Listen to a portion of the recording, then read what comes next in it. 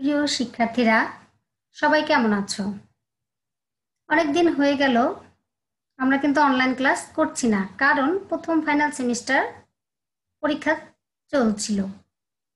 তো তোমাদের পরীক্ষাও শেষ, ফলাফলও পেয়েছো। আজকে আমি আবার তোমাদের সামনে অ্যাসাইনমেন্টের উপরে ভিডিও ক্লাস নিয়ে হাজির হয়েছি। প্রিয় শিক্ষার্থীরা, তোমরা অ্যাসাইনমেন্ট কিভাবে লিখবে সেই নিয়মাবলী সম্পর্কে আমি আজকে তোমাদের সাথে আলোচনা করব। আমি মনে করি ক্লাসটি যদি মনোযোগ সহকারে দেখো, তাহলে অ্যাসাইনমেন্ট কিভাবে তৈরি করবে তা নিয়ে চিন্তা করতে হবে না, এবং সবাই সুন্দর করে তৈরি করতে পারবে। যেহেতুটা সরকারের নির্দেশনা, সেই সিলেবাসের উপরেই আমরা এই ক্লাসটি তৈরি করেছি। সে ক্লাসে তোমাদের সবাইকে স্বাগতম। প্রিয় শিক্ষার্থীরা, শিক্ষক পরিচিতি হচ্ছে আমি কৃষ্ণা রানী, প্রভাষক Bangla, Mohiuddin foundation school and college, Naria Shariatpur. শ্রেণী নবম, বিষয় বাংলা প্রথম পত্র, পদ্য কপোতাক্ষ নদ, অ্যাসাইনমেন্ট পর্ব ১। এর পরবর্তীতে তোমাদের মানে ৩টে অ্যাসাইনমেন্ট হবে। সেখানে এই অ্যাসাইনমেন্টে যেহেতু তোমরা ৩টা সাবজেক্ট পেয়েছো, এটা হচ্ছে সেটা সেই অ্যাসাইনমেন্টের পর্ব ১। শিক্ষার্থীরা, আমাদের আজকের পাঠ হচ্ছে কপোতাক্ষ নদের উপরে অ্যাসাইনমেন্ট।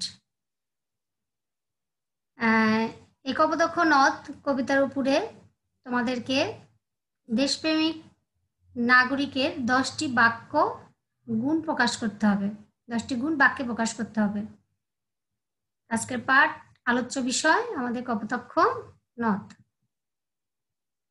প্রিয় শিক্ষার্থীরা, এখানে আমি অ্যাসাইনমেন্ট তৈরি করার কিছু নিয়মাবলী তোমাদেরকে দিয়েছি।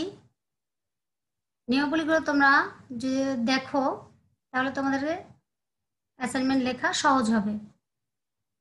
১, A4 সাইজের কাগজের খাতা, যে অফসেট পেপার, সেটা যদি দোকানে গিয়ে বলো যে আমার A4 সাইজের কাগজ, তাহলে তারা দিয়ে দিবে। সেই কাগজ এনে সেই কাগজের উপরে তোমরা বিভিন্ন কালারের পেন দিয়ে, লাল কালি ব্যবহার করবে না, কালার পেন দিয়ে মার্জিন করে নিবে। চারদিকে মার্জিন করতে পারো, চারদিকে 1 ইঞ্চি করে ফাঁকা রেখে দিলে লেখাটা সুন্দর হয়। যত সুন্দর হবে ততই তোমার অ্যাসাইনমেন্টটা মূল্যায়ন বেশি পাবে। ২, খাতার কভার পৃষ্ঠায় বিদ্যালয়ের নাম, নিজের নাম, শ্রেণী, শাখা, রোল নাম্বার, বিষয়, তারিখ, সাইন কলম দিয়ে সুন্দর করে লিখতে হবে। এই কভার পেজটা আমরা কলেজ থেকে, তোমরা স্কুল থেকেই নিতে পারবে, আমরা দিব তোমাদের। তো আগে অ্যাসাইনমেন্ট তৈরি করো, পরে কভার পেজটা নিয়ে সেখানে এগুলো সব লিখবে, এবং সেখানে তোমাদের এই যে সাবজেক্টটা যে তত্ত্বাবধান করবে তার সেই শিক্ষকের নাম, তার পদবি, তার ডিপার্টমেন্ট, এগুলো সুন্দর করে লিখবে, এবং এখানে গ্রহণ কবে করছো, জমা কবে দিচ্ছ, সেই বিষয়টিও কিন্তু তোমাদের লিখতে হবে। ৩ নাম্বার হচ্ছে প্রতি বিষয়ের জন্য আলাদা আলাদা খাতা একই নিয়মে তৈরি করতে হবে। একটি তৈরি করলে দ্বিতীয়টি একই নিয়মে তোমরা খাতা তৈরি করবে, তবে প্রতিটা বিষয়ের জন্য কিন্তু আলাদা আলাদা খাতা তৈরি করবে। ৪, খাতায় কোনোভাবে লাল কালির কলম ব্যবহার করা যাবে না। লাল কালি তোমরা কখনোই ব্যবহার করবে না। ৫, সবগুলো খাতা একই সাইজের হবে। একই রকম A4 সাইজের কাগজ পৃষ্ঠা যদি কিনে আনো, তাহলে অবশ্যই সব খাতা একই সাইজের হতে হবে।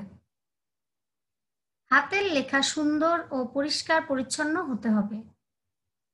হাতের লেখা যত সুন্দর হবে এবং গোটা গোটা করে লিখবে, বড় বড় করে গোটা গোটা সুন্দর করে লিখবে, এবং এখানে নীল কালি, সবুজ কালি, এগুলো তোমরা ব্যবহার করে যদি লিখো, লেখাটা যদি তোমার টিচারের কাছে সুন্দর মনে হয়, তাহলে কিন্তু তোমার এখানে মূল্যায়নটা অনেক বেশি আসবে। ৭, অন্য জনের থেকে দেখে অ্যাসাইনমেন্ট তৈরি করা যাবে না। প্রিয় শিক্ষার্থীরা, এটা তোমাদের একটা সৃজনশীলতার সুযোগ। তোমরা নিজেদের জ্ঞান, বুদ্ধি এবং মেধা দিয়ে যেভাবে পারো সেটা তোমরা নিজেরাই তৈরি করো। কোনো কিছু দেখে কাউকে ফলো করে কারো লেখা দেখে কপি করার চেষ্টা করো না, কারণ এতে তোমার কিন্তু কোনো উপকার হবে না।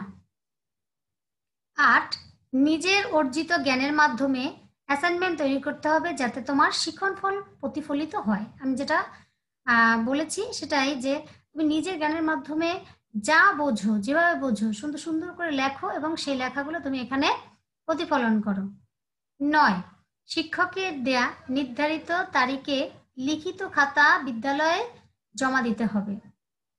তোমাদেরকে একটা এই খাতা, এই অ্যাসাইনমেন্টের খাতা জমা দেওয়ার কিন্তু একটা তারিখ অবশ্যই আমাদের অনলাইনে দেওয়া হয়েছে। এই তারিখ অনুযায়ী তোমরা খাতাটা বিদ্যালয়ে জমা দিবে। আর 10 নম্বর হচ্ছে জমা দানের দিতে যদি তোমরা ব্যর্থ হও তাহলে এখানে কিন্তু কোনো সুপারিশ বা অনুরোধ করা যাবে না। তোমাদের জন্য আমার একটা কথা হচ্ছে যে সবাই ঘরে থাকবে, নিরাপদে থাকো, স্বাস্থ্যবিধি মেনে চলো, নিজে নিরাপদ থাকো এবং অন্যকে নিরাপদ থাকার জন্য সহযোগিতা করো। এখন সবাই ঘরে থেকে নিজেদের জ্ঞানকে প্রতিফলিত করো। তোমাদের যে সিলেবাস দেওয়া হয়েছে সেখানে একটি মূল্যায়ন নির্দেশক আছে, যে কপোতাক্ষ নদের উপরে তোমাকে কিভাবে 10টা তুমি কি লিখবে, সেখানে কি থাকবে। দেশপ্রেমের বিষয়টি উল্লেখ করতে হবে, দেশপ্রেমিক নাগরিকের 10 গুণ লিখতে হবে, বাক্য গঠন ও বানান শুদ্ধ হবে। তাহলে মূল্যায়ন কি করতে হবে, কিসের উপর ডিপেন্ড করে, তোমাকে 10টি বাক্য লিখতে হবে, দেশপ্রেমের বিষয়টি উল্লেখ করতে হবে, দেশপ্রেমিক নাগরিকের 10 গুণ লিখতে হবে, বাক্য গঠন ও বানান শুদ্ধ হবে। এবার তোমাদের একটা নির্ধারিত কাজ আছে, সেই নির্ধারিত কাজটি কি? নির্ধারিত কাজটি হচ্ছে একজন দেশপ্রেমিক নাগরিকের 10টি গুণ 10 বাক্যে প্রকাশ করো। প্রিয় শিক্ষার্থীরা, আমি তোমাদেরকে উত্তর লিখে দিব না, কিন্তু এই যে 10টি বাক্যের উপরে আমি তোমাদের কিছু ধারণা দিব, তার উপরে নির্ভর করে সেটা শুনে তোমরা নিজেরাই উত্তরগুলো তৈরি করবে। কারো উত্তর কখনোই কোনো জায়গা থেকে দেখার চেষ্টা করবে না। কিভাবে লিখবে আমি পরবর্তী তোমাদের দেখিয়ে দিচ্ছি। শিক্ষার্থীরা, A4 সাইজের খাতা যখন তুমি লিখতে ব্যবহার করবে তখন সুন্দর করে মার্জিন তো করবেই, সেখানে তোমার তাহলে প্রশ্নটা কিভাবে শুরু করতে হবে? প্রশ্ন শুরু করতে হবে, প্রথমে একটা ভূমিকা দিতে হবে, দেশপ্রেম কি সেই সম্পর্কে একটা ভূমিকা দিবে। আমি অবশ্য তোমাদেরকে একটু বলে দিব, কিন্তু আমি কিন্তু হুবহু তোমাদের সে বলবো না বা এখানে উত্তর দেয়া নেই। প্রথমে ভূমিকা, তারপরে মূল অংশ, শেষে হবে কি উপসংহার। যেহেতু তোমাদের এই প্রশ্নটার উপরে কিন্তু 50টি মার্ক, সেভাবে সুন্দর করে লেখার চেষ্টা করবে। তো সেই খাতার A4 সাইজের পৃষ্ঠাটা যখন তুমি নিবে তখন ওই পৃষ্ঠার কিন্তু উপরের পেজে তুমি যে কয়টা লাইন ধরে সেটুকু লিখবে, তার পিছনের পৃষ্ঠায় কিন্তু লিখবে না। আবার আরেকটা পৃষ্ঠা নিবে, সেখানে তোমার যতটুকু ধরে যদি মূল অংশটা সেখানে লেখো তাহলে সেই মূল অংশটা সেখানে লিখবে, পিছনের পৃষ্ঠায় লিখবে না। আরেকটা পেজ নিবে যদি লাগে, সেখানে উপসংহার লেখো। এভাবে তুমি সুন্দর করে লেখো, এক পৃষ্ঠায় লিখবে, পরের পৃষ্ঠায় লিখবে না। এরপরে আমি তোমাদের বলি, তাহলে ভূমিকাটা হচ্ছে কি দেশপ্রেম সম্পর্কে। আমাদের এই কবিতাটা কিন্তু একটি দেশপ্রেমমূলক কবিতা, সবাই অবশ্যই জানো। কবি মধুসূদন দত্ত রচিত কপোতাক্ষ নদ কবিতাটি হচ্ছে একটি দেশপ্রেমমূলক কবিতা। তাহলে দেশপ্রেম কি? স্বদেশের প্রতি যে আকর্ষণ, ভালোবাসা, ভালো লাগা, গভীর আবেগ, অনুভূতি ও মমত্ববোধ, তাকেই আমরা দেশপ্রেম বলে থাকি। আমি যে বললাম তোমরা এটা শুনে তোমরা নিজেদের মতো করে লিখবে। দেশপ্রেমটা কি? স্বদেশের প্রতি আমাদের আকর্ষণ, ভালোবাসা, ভালো লাগা, গভীর আবেগ, অনুভূতি, মমত্ববোধ, তাকে দেশপ্রেম বলে। এবার মূল অংশে কি আসবে? মূল অংশ যে পৃষ্ঠায় লিখবে সেখানে তুমি উপরে আগে লিখে নিবে, বিষয়টি হচ্ছে দেশপ্রেম নাগরিকের 10টি গুণ সম্পর্কে 10টি বাক্য নিচে দেয়া হলো। এটা লেখার পরে তোমরা পয়েন্ট আকারে 1, 2, 3, 4 এরকম 10 পর্যন্ত, 1 থেকে 10 পর্যন্ত 10টি পয়েন্ট আকারে বাক্য লিখবে। তো মূল অংশে তোমরা লিখতে পারো একজন দেশপ্রেমিক নাগরিকের কি কি দায়িত্ব কর্তব্য থাকে একটি দেশে। একজন দেশপ্রেমিক নাগরিক কিন্তু সবসময় দেশের আইন কানুন মেনে চলবে, সে দেশের প্রতি শ্রদ্ধাশীল হবে, দেশপ্রেমিক নাগরিক হিসেবে দেশের নিয়ম শৃঙ্খলা সে মেনে চলবে, দেশের সরকার ও আইন শৃঙ্খলার প্রতি শ্রদ্ধা জানাবে, দেশের সম্পদ সংরক্ষণ ও ব্যবহারে সর্বদা খেয়াল রাখবে। একজন দেশপ্রেমিক কিন্তু সবসময় তার দেশের জাতীয় পতাকা জাতীয় সঙ্গীতকে সম্মান করে চলবে, সংস্কৃতি মনোভাবের প্রতি শ্রদ্ধা পোষণ করবে, স্বাধীন সার্বভৌমত্ব সম্মান মর্যাদা রক্ষার্থে সে কখনো পিছপা হবে না। একজন দেশপ্রেমিক অন্যের অধিকার রক্ষার্থে কাজ করবে, অন্যের মতামতকে গুরুত্ব দিবে। 10 নম্বরে যদি তোমরা লেখো, খুব সুন্দর করে একটা পয়েন্ট লিখতে পারো। এখানে আমি তোমাদেরকে একটু ধারণা দিয়ে দিই যে দেশপ্রেমিক নাগরিক কিন্তু সকল জাতি ধর্ম বর্ণ নির্বিশেষে সকল মানুষের সাথে সে ভালো ব্যবহার করবে এবং সকলের মতামতের উপর সে শ্রদ্ধাশীল হবে। এই হচ্ছে তোমাদের মূল অংশ। তাহলে ভূমিকা লিখবে, মূল অংশে পয়েন্ট গুলো তোমরা লিখবে, আর শেষে উপসংহারে বুঝিয়ে দিবে যে দেশপ্রেমিক নাগরিক কি তার কি কর্তব্য। একজন দেশপ্রেমিক সর্বদাই তার দেশের কল্যাণে সচেষ্ট থাকে, যে দেশপ্রেমিক সে সর্বদাই দেশের কল্যাণে নিজেকে নিয়োজিত রাখে, কারণ সে মনে প্রাণে বিশ্বাস করে, সে দেশপ্রেমিক নাগরিক যে সে অবশ্যই মনে প্রাণে বিশ্বাস করে যে জননীর জন্মভূমি স্বর্গাদপি গরীয়সী। তা আমাদের প্রত্যেককে বিষয়টি মনে রাখতে হবে, আমরাও যেন দেশকে এভাবেই ভালোবাসতে পারি, শ্রদ্ধা করতে পারি। প্রিয় শিক্ষার্থীরা, এরপরে আমি তোমাদের অ্যাসাইনমেন্ট সম্পর্কে আলোচনা করলাম। এখন আমি কপোতাক্ষ নদ সম্পর্কে একটু আলোচনা করি, যেহেতু কপোতাক্ষ নদ কিন্তু একটি দেশপ্রেমমূলক কবিতা। কপোতাক্ষ নদ হচ্ছে যশোর জেলার সাগরদাড়ি গ্রামে, কেশবপুর থানার সাগরদাড়ি গ্রামের পাশ দিয়ে বয়ে গেছে। শৈশবে মধুসূদন এই নদের জলে সাঁতার কেটেছেন, তীরের প্রাকৃতিক পরিবেশে বেড়ে উঠেছেন। যখন তিনি ফ্রান্সে বসবাস করেন তখন জন্মভূমির কপোতাক্ষ নদের কথা বারবার মনে আসে।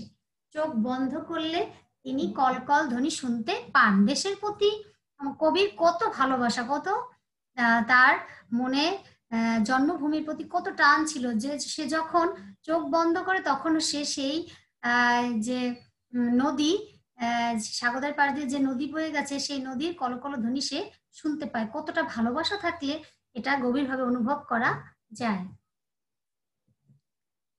এবার কবি মানুষ আমরা দেখি। মধুসূদন পাশ্চাত্য সাহিত্যের প্রতি আসক্ত হয়ে বিদেশে পাড়ি জমান। তিনি প্রথমে দেশীয় সাহিত্যের প্রতি তার আসক্তি ছিল না তেমন একটা, তাই পরবর্তীতে তিনি যে পাশ্চাত্য সাহিত্যের প্রতি তিনি আসক্ত হয়ে পড়ে বিদেশে পাড়ি জমান। তিনি ইংরেজি সাহিত্যে অনেক খ্যাতি অর্জন করতে চেয়েছিলেন, ইংরেজি সাহিত্যের উপর তিনি খ্যাতি অর্জন করতে চেয়েছিলেন, কিন্তু বিফল হলে তিনি তার ভুল বুঝতে পারেন এবং মাতৃভাষার সাহিত্য চর্চায় মনোনিবেশ করেন। তিনি শৈশবের স্মৃতি বিজড়িত কপোতাক্ষ নদ নিয়ে সনেট রচনা করেছেন। বুঝতে পেরেছ প্রিয় শিক্ষার্থীরা, মাতৃভাষার প্রতি মাতৃভূমির প্রতি তার কতটা টান ছিল, যে তিনি সেই শৈশবে যেখানে তার স্মৃতি ছিল সেই স্মৃতি বিজড়িত কপোতাক্ষ নদ নিয়ে তিনি সনেট রচনা করেন। কপোতাক্ষ নদ হচ্ছে আমাদের একটা দেশপ্রেমমূলক কবিতা। এই দেশপ্রেমমূলক কবিতার উপরে তোমরা 10টি বাক্য লিখবে। দেশপ্রেমিক নাগরিকের কি দায়িত্ব কর্তব্য সে সম্পর্কে তোমরা তার 10টি গুণ 10টি বাক্যে প্রকাশ করবে। প্রিয় শিক্ষার্থীরা এসো, তোমাদের বাড়ির কাজ হচ্ছে তোমাদের যে 10টি বাক্য দেওয়া হলো দেশপ্রেমের উপরে, সেই দেশপ্রেম আগে মধুসূদন দত্তের স্বদেশপ্রেমের সম্পর্কেই, মানে তার এই স্বদেশপ্রেম বা দেশপ্রেম সম্পর্কে তুমি 10টি অ্যাসাইনমেন্ট বাক্য যে বাড়িতে তৈরি করবে, এটাই হচ্ছে তোমার বাড়ির কাজ। তুমি সুন্দর করে অ্যাসাইনমেন্টটা তৈরি করবে এবং বিভিন্ন কালারে কালি ব্যবহার করবে, উপরের পৃষ্ঠায় লিখবে, তার পিছনের পৃষ্ঠায় লিখবে না। এভাবে করে প্রতিটা সাবজেক্ট তোমরা সুন্দর করে লিখবে। যত সুন্দর করে লিখবে, হাতের লেখা যত ভালো হবে এবং বানান নির্ভুল হতে হবে, হাতের লেখা পরিষ্কার পরিচ্ছন্ন হতে হবে, ঝকঝকে যেন থাকে, তাহলেই তুমি ভালো নাম্বার পাবে। শিখে আমি আশা করি তোমরা ক্লাসটা দেখে উপকৃত হবে এবং সেই অনুযায়ী তোমরা লেখাগুলো জমা দিতে পারবে। প্রিয় শিক্ষার্থীরা, তোমাদের সবাইকে ধন্যবাদ। সবাই ভালো থেকো, নিরাপদে থেকো, সুস্থ থেকো। আজকের মতো এ পর্যন্তই।